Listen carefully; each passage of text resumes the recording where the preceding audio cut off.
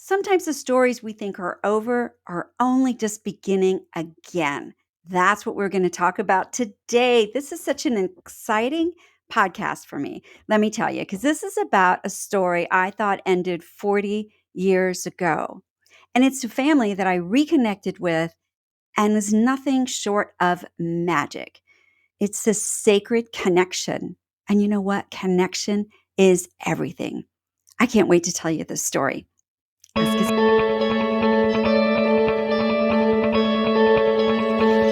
Welcome back to the Art of a Meaningful Life podcast. I am Carmen Davailus, and I am your host for this episode. And oh my gosh, this is one I hold so close to my heart. It's about a journey that began 40 years ago in a neonatal ICU, and it came full circle in August of this year. Do you ever think about stories and you think, oh my gosh, I wonder where, I wonder what's happened to them, and you think, gosh, should I look for them? Will they even remember me? So, this story in particular is about loss, love, gratitude, and a reunion I never dreamed possible. It's about the importance of human connection. You hear me talk a lot about connection to nature. I'm a nature photographer. I love being in nature, no doubt. But often connecting with others, can be kind of vulnerable. And this was certainly the case. But courage requires vulnerability. So let's begin. What if a story you thought ended decades ago was actually still being written? I love that thought. It's like a story we think was over, not over at all. There's more chapters. We just didn't know it, right? Last August, I was so nervous. I was pacing around the house. I had my cell phone in hand. I know my heart was pounding. And you know what? I had just found a phone number for someone, honestly, I'd been looking for decades. And I had been looking for a family. And I did searches and searches, but they had a pretty common name. But every once in a while, quite often actually, they would pop into my mind and I would do a little search, do a little sleuthing, but I didn't find them until this day. And I wasn't even sure it was their number, of course, or here's the big thing, would they even remember me? But I had to try. So I dialed and I got a voicemail, which was very disappointing. So I swallowed my nerves, and this is what I said. I said, "Hey, my name is Carmen, and I know this is a really unusual call. Please stay with me. I'm looking for John and Lori Marr. If December 2nd, 1984, in the neonatal ICU at Sunrise Hospital in Las Vegas mean anything to you, I believe you're the ones I've been looking for. And I've never forgotten you. What you don't know is that this had been a very, very lonely time for me. And you and your family, you showed me what real love could look like. And I don't think I ever thanked you. If this is you, I'd love to talk to you." And I thought to myself, is anybody listening to the very end? I threw in a little. And if this isn't you, thanks for listening to the very end. It was such a special call for me, and my heart was still pounding. No kidding. I hung up, proud of myself. I was pretty brave. That took some courage. But you know what? 10 minutes later, my phone rang, and it was a Las Vegas area code. So here come the sweats again. I'm like, "Hello, this is Carmen." And there was silence. I mean, like silence. And I thought, please don't let this be a telemarketer because I've got my hopes up. And then I heard this faint crying. And I heard, "Oh, Carmen, you have no idea what your call means to us." It was Lori. Lori was the mom of the baby I took care of and the one I have been looking for decades. She told me that their son, this itty bitty baby, Randy John, is 40. He's an entrepreneur, happy, healthy, married with 3 children. She told me just what a wonderful young man he has become. Then she said, there was no way we could have forgotten you. That every Christmas that they hung an ornament that reminded them of me because she said that he was 3 weeks old. They hadn't held him. And I remembered this as one of my favorite Christmas memories because, yeah, he was 3 weeks old. They hadn't been able to hold him. And John, Lori's husband, and Randy John's dad came in and he said, Lori just can't stop crying. This is so hard for her. And it's coming on Christmas and she hasn't been able to hold him. That's all she wants. And I thought, Christmas and not being able to hold your baby. I'm not sure what could be worse.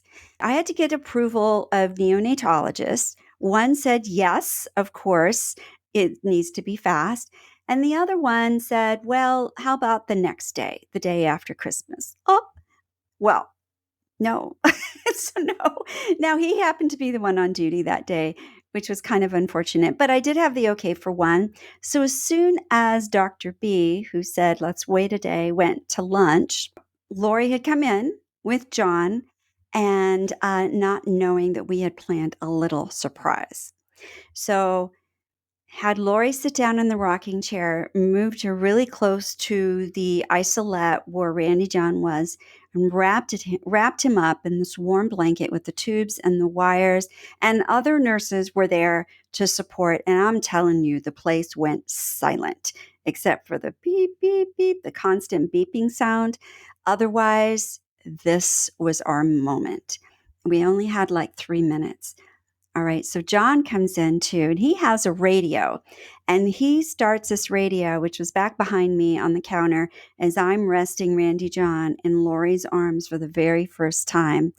And there's a dedication from a radio station saying that this was for Lori and John and Randy John, and it was Elvis's I'll Be Home for Christmas, which to this day I can hardly hear. Like, I'll be home for Christmas, like if only in my dreams. I mean, it's like, how could this memory? So we stood there and held vigil and surrounded her in this safe, loving place while she held her baby for the very first time. And this was, for me, as a 25-year-old, probably one of the first moments that I had really experienced something that felt sacred to me, like we were on sacred ground. And I've never ever forgotten that. And every Christmas for years, I have tried to tell my son and those around me like the story of Lori and Randy John and John on this Christmas, and I couldn't get it out without crying. So I'm proud of myself right now. I just did that. I just did that. And so on this call, because I digressed a bit, but on this call with Lori, the first time we've connected in 40 years, when I said, I can't believe you remembered me. And she said, what? You have no idea. She says, I know he's alive because you loved him. And in that moment, something I didn't even know was broken in me healed. There's a time of my life where I had lost a baby, and it was shortly before, it was like 6 months before this Christmas. And I had buried that pain for decades. In fact, it was such a traumatic thing for me and a time, and I was new to my job and on what they call probation, right? So I'm going through this difficult time, but I didn't want to say anything because I didn't want to lose my job.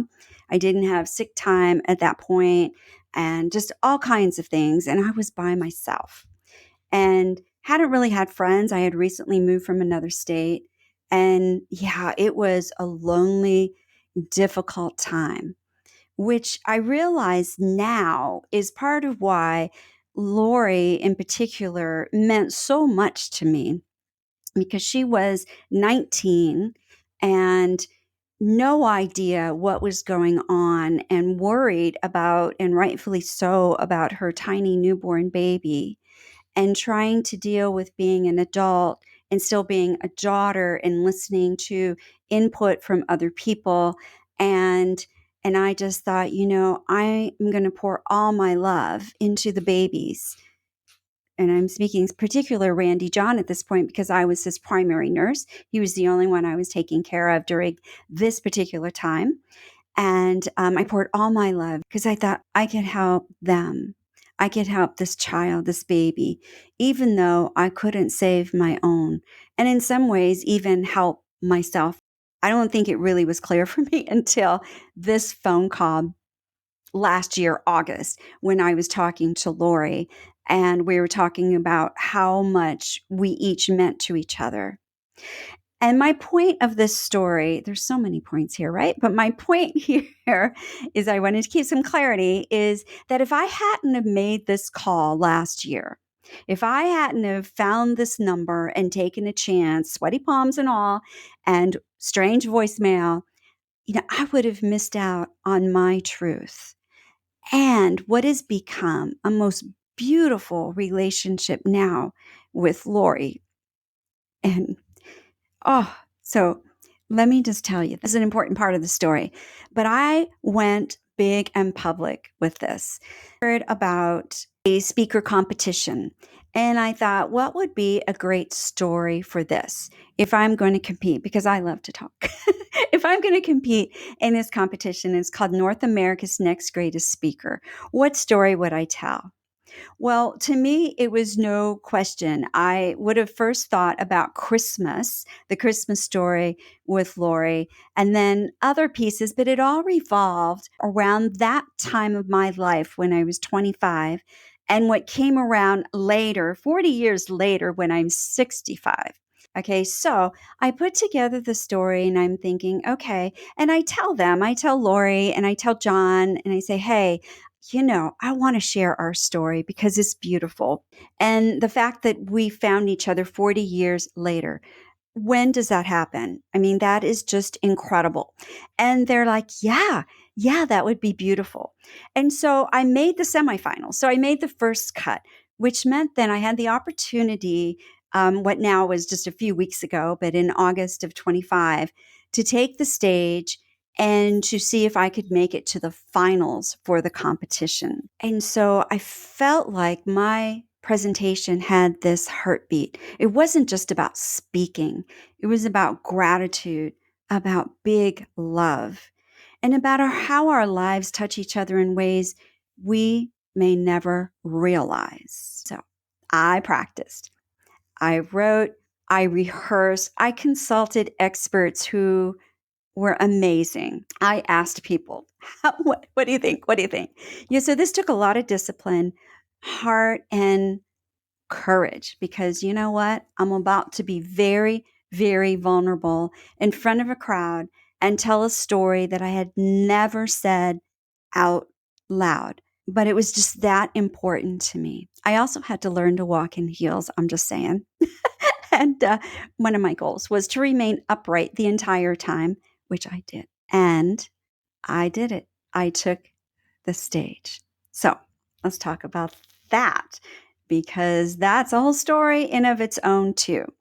Because a few weeks before the semifinals, Lori called and said, I wanted to surprise you, but I think it might be better to tell you beforehand that Randy, John, and I are flying to Dallas from Las Vegas because we want to support you. We want to be there. You share our story and just to show you that love and support. So let me remind you, I haven't seen them in 40 years. And all I could do was jump up and down joy, with joy, because I thought, I'm going to get to see them again. And I'm going to share this so important story. And I'm getting ready for this. And I'm thinking, okay, I'm going to be all right. My husband picked them up at the airport. And I said, no, I think the best thing is let me see them for the first time after I'm all done, because this is going to be so emotional for me to see them. And best to do it after because I wanted a little bit more of a clear mind for my presentation, which I don't think was a bad idea, but maybe not well thought. Day of the competition. Yeah, and I'm standing there on the side of the stage and I'm waiting for them to call my name and to play my song, which was Sarah Bareilles' Brave, Say What You Need to Say, which I thought was perfect. And I climbed the stairs in my heels and took a deep breath and looked out. and began and shared my story. So if you can just imagine what that was like, and it's a big crowd, show you a little picture here, and judges, and I have 3 minutes, not to go over 3 minutes. And as you can tell, that would be a challenge for me. But I had it worked out. And at one point, when I paused and looked out at the audience, I saw Lori and Randy sitting there in the audience. Yeah, so it was like this for me. Only I didn't cry. I swear that it felt like my brain stopped and my heart like exploded. This love and connection was so huge that nothing else was going on around me, including the rest of my presentation that I needed to give. And for me, it felt like a good 5 seconds, which probably doesn't seem like a lot, but when you're being timed and people are staring at you, is a mighty long time. A couple of people told me I didn't even know. I thought that was a pause for impact. And one said, I don't even think it was a second, but I understand how that can be because she had experienced that when she saw her husband and son in the audience, which meant so much to me. Because right now I am feeling, oh no, this is not supposed to happen. And at the same time, nothing else could have happened right then because it was just so huge. I mean, after 40 years, this baby I once cared for, who's now this tall, handsome guy who's just smiling. And he's sitting next to his mother who was crying and pointing. And I'm pretty sure she was saying, "This is the baby. This is the baby," to the people around her. How we had turned so much pain into love. And they were there listening to our story. Yeah. So, well, I didn't make it to finals. That's okay. I didn't feel bad about that. So, when it was all over and my name was not announced as one of the finalists, I made my way. And my husband did a great job of arranging this and people doing some videos and photos for us. And then I saw them. And oh boy, so here I go again. Seeing them in person again, it was again, like this sacred moment. Like I have had others in my life since I've been 25, and I have come to recognize when something is a sacred moment. It needs to be honored and appreciated and held. And it was beautiful. It was as if time folded in on itself and all those years just melted away. Like this surreal, holy moment that, yeah, I could never forget. And so after a bit, we went out to dinner. It was as if we hadn't been apart at all.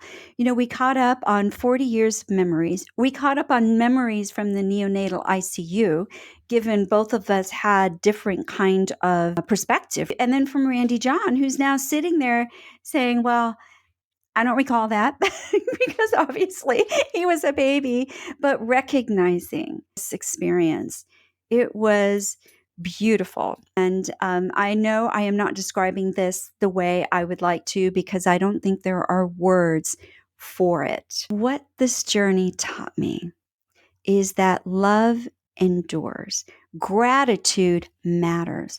And sometimes the people who carried us through the hardest moments don't even realize the impact they had.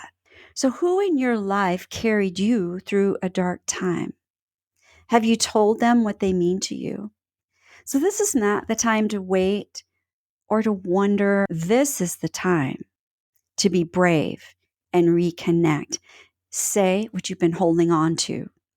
Because you know what? The stories that matter most may not be over at all. So, to wrap it up a little bit, this was more than a speaking competition. It was a reminder that our stories are sacred, and where we share them, healing happens, not just for us, but for others too. I want to thank you for listening today. If I touched you today, share it with someone who needs hope or with someone you need to thank. If you haven't already, subscribe to the Art of a Meaningful Life podcast for more stories about creativity, connection, and living with meaning. Take care. I'll see you next week.